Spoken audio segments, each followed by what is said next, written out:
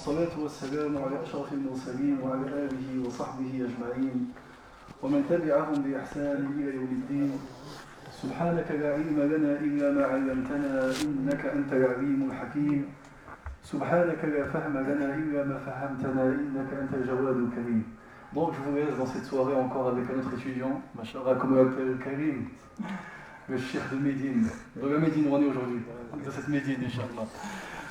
Donc il va aborder un sujet qui est un peu pointu, un peu, Inch'Allah, donc je vous laisse afin de ne pas perdre de temps, Inch'Allah. Salam alaikum wa rahmatullahi wa barakatuh. Je ne sais pas si on m'entend bien.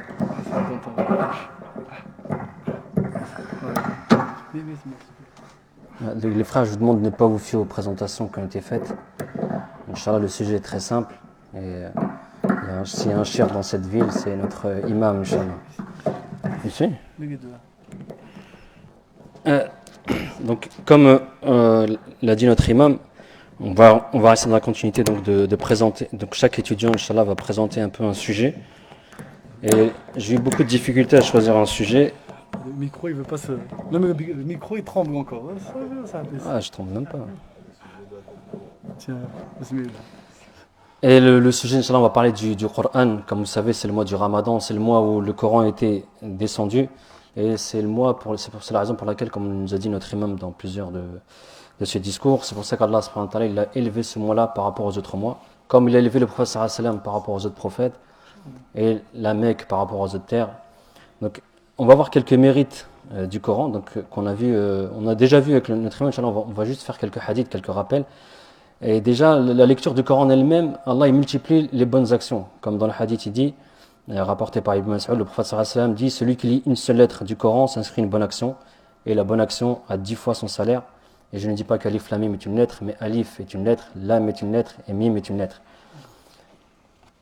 Et aussi, elle permet aussi, donc le jour du jugement, Allah il va élever en degré donc les personnes qui ont beaucoup de Coran. Donc le prophète sallallahu alayhi wa sallam dit dans le sens, on dira le jour du jugement dernier au lecteur assidu du Coran, lis et monte les degrés du paradis, récite clairement comme tu le faisais dans ce bas monde, ta place au paradis te sera fixée au dernier verset que tu liras.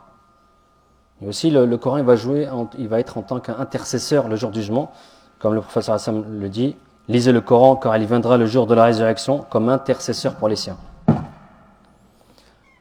Et donc le mérite du Coran, il est aussi dans son apprentissage. Hein, et ceux qui apprennent le Coran, ils ont un statut particulier. Donc dans le hadith de Uthman ibn Affan, le prophète sallallahu alayhi wa sallam dit, le meilleur d'entre vous est celui qui a appris le Coran et l'a enseigné aux autres. Ça, c'est tous les mérites qu'on a pu voir au cours de ce mois-là avec notre imam, qui nous a rappelé l'importance et les mérites donc, pour nous motiver à lire le Coran. Et moi, je voulais voir un peu la partie juridique, puisque le Coran est la principale, la source la plus importante du droit musulman.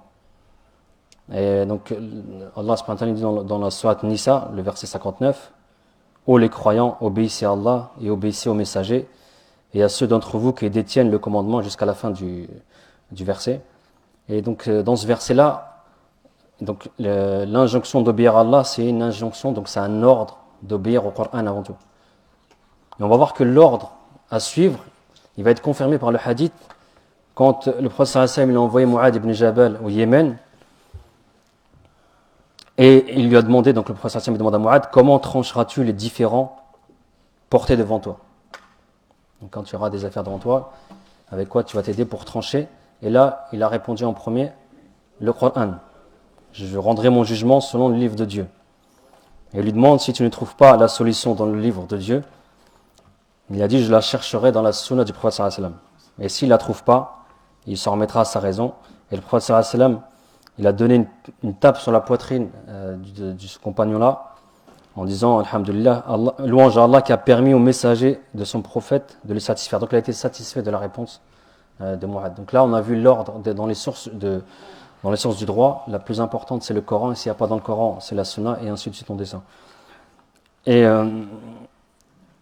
comment est-ce qu'on peut définir le Coran? C'est la parole d'Allah, donc la parole divine, qui a été transmise par Jibril, donc l'archange Gabriel, au messager de Dieu, à Muhammad ibn Abdullah, exprimée en langue arabe et qui contient la vérité. Et elle est également une preuve de la prophétie de Muhammad sallallahu alayhi wa sallam, et une table de loi qui est destinée à guider les hommes, et une prière dont la récitation est un acte d'adoration. Et donc, par rapport à son texte écrit, donc le mushaf, donc quand on parle de Coran, le mushaf il est en langue arabe et il commence de la Fatiha jusqu'à Surat An-Nas. Il a été transmis de génération en génération, sans interruption, au départ oralement et par écrit. Et Allah subhanahu wa ta'ala il la préserve de toute altération, modification, et ça il le confirme dans le verset, dans Surat Al-Hijr, le verset 9 de la Surat 15. En vérité, c'est nous qui avons fait descendre le rappel, donc le Coran, et certes, c'est nous qui en sommes le gardien. Et donc, le Coran, donc, on a vu qu'il était d'origine divine, donc c'est la parole d'Allah subhanahu wa ta'ala, et qu'il était inimitable. Donc, c'est par le fait que c'est la parole d'Allah, elle est imitable. Et quand le prophète sallallahu alayhi wa sallam a dit, donc il a déclaré aux gens de la Mecque qu'il était le prophète, sa preuve avec lui, c'était le Coran. Et ceux qui étaient avec lui, ils ont douté que la parole vienne d'Allah. Et donc c'est à ce moment-là que le défi leur a été lancé. Donc si la parole ne vient pas d'Allah, faites un Coran, vous aussi. Faites un texte semblable. Et si vous pensez qu'il est l'œuvre d'un être humain, faites un texte pareil. Et après, il a redescendu dans les exigences. 10 sourates, une sourate, jusqu'à quelques versets, ou même un verset. Et donc le Coran... Donc on a dit qu'il était inimitable et Allah subhanahu wa ta'ala a lancé le défi pour que les gens, s'ils doutaient que c'était la parole autre qu'Allah, qu'ils fassent de même. Mais dans le Coran, il y a des caractéristiques qui font qu'il est inimitable. Par exemple, malgré qu'il traite de plusieurs sujets, d'ordre culturel, moral, juridique, la qualité de l'expression, elle est toujours élevée, constante et élevée, toujours la même. Il n'y a pas un moment donné où il y a des différences dans la qualité de l'expression. Et aussi le Coran, malgré qu'il comporte 6000 versets ou plus, il n'y a pas de contradiction entre eux. Et Allah subhanahu wa ta'ala il dit dans la sourate 4, verset 82, ont-ils jamais vraiment médité sur le Coran? Si le livre venait d'un autre qu'Allah, ils y trouveraient maintes contradictions. Après, dans d'autres méthodes, on peut voir maintenant, avec le développement de la science, qu'il n'y a pas de contradiction, c'est-à-dire que la science n'entre pas en contradiction, parce qu'Allah subhanahu wa ta'ala, il y décrit, notamment dans la description de sa création, comment il nous a créés, etc. Donc là, il n'y a pas de... Donc ça concorde, les vérités du Coran concordent avec la science. Il y a parmi les autres raisons, donc le Coran informait le prophète sallallahu alayhi wa sallam des événements qui allaient venir, comme quand il allait reconquérir la Mecque. Et donc dans la sourate 48, verset 27, vous entrerez dans la mosquée sacrée si Dieu le veut en toute sécurité. Et aussi ce qui est attirant dans le Coran, c'est aussi la concision et l'éloquence du style de texte. C'est-à-dire que même quand on le récite, on prend un plaisir. Comme là, on voit que le Ramadan, on vient tous pour les tarawih, c'est aussi une partie parce qu'on vient écouter le Coran, surtout quand il est resté par notre imam. Donc on vient aussi parce qu'on aime ces paroles-là. Et par rapport à tout ça, le Coran, il est inimitable. Et qui prouve qu'il vient bien d'Allah subhanahu wa ta'ala. Il est d'origine divine. Et comme on a parlé que le Coran est une source de droit, il y a 3 catégories de prescriptions, donc des règles dans le Coran. Donc il y a les prescriptions qui concernent la croyance, et ça se réfère aux 6 piliers de la foi. Donc c'est comme quand Jibril est venu au prophète sallallahu alayhi wa sallam, quand il l'a interrogé au niveau de la foi, et il lui a donné les 6 piliers de la foi. Donc croire en Allah, en ses anges, en ses livres, en ses prophètes, au jour du jugement dernier et au destin divin bon ou mauvais. Il y a aussi des prescriptions, donc des règles qui concernent la morale, donc tout ce qui est les vertus et les vices, le bien, ce qui est mal. Et la 3e partie, c'est par rapport à la pratique religieuse. Et elle-même, elle est déclinée en 2 catégories. Et ces 2 catégories-là, c'est tout ce qui aura en relation entre donc le croyant, donc celui qui suit les prescriptions religieuses, et Allah, et celles qui concernent les êtres humains entre eux. Donc celle qui concerne le culte, les ibadat, elle concerne donc la relation entre Allah et l'homme, et l'autre, elle concerne tout ce qui régit la vie sociale. Et donc cette catégorie, la dernière catégorie, donc ce qui est la pratique, c'est ce qui va constituer le fiqh issu du Coran.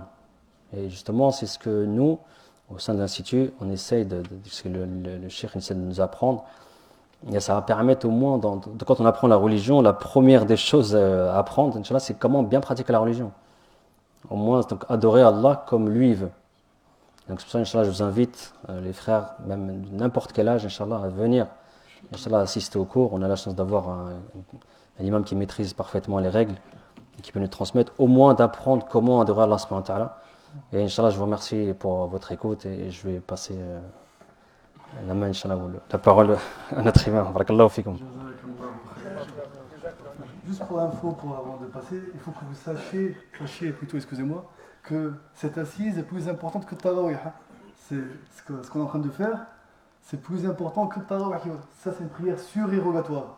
Ça, c'est une assise de science, et la récompense qui est due à ce qu'on est en train de faire maintenant est plus importante que le tarawih. Comme a écouté le mu'minun, هذه الجلسة أجرها أعظم من صلاة التراويح لأن طلب العلم واجب والاستماع إلى العلم واجب والتراويح هي سنة أو نافلة ولهذا الأجر الذي يتحصل عليه الإنسان في هذا المقام هو خير وأفضل عند الله. بسرعة قالت معنا العرب إن شاء الله خلاصة خفيفة في دقيقة ودقيقتين. الأخ تكلم عن القرآن من الجانب التشريعي، تحدثوا عن الأجر على القراءة، وإنما عندنا الأصول المتبعة. الأصول ما معنى؟ الأحكام تبنى في الشريعة على مصادر، وأول المصادر وأعلى المصادر هو ماذا هو؟ كتاب الله عز وجل. وفي تعريف القرآن كما قال العلماء هو كلام الله المنزل على رسول الله بواسطة جبريل عليه السلام، نعم، المحفوظ من التحريف وغير ذلك. فمثلا الحديث القدسي ليس بقرآن. لماذا؟ Pourquoi le hadith القدسي c'est pas un Coran? Parce que le sens vient d'Allah, mais pas la formulation.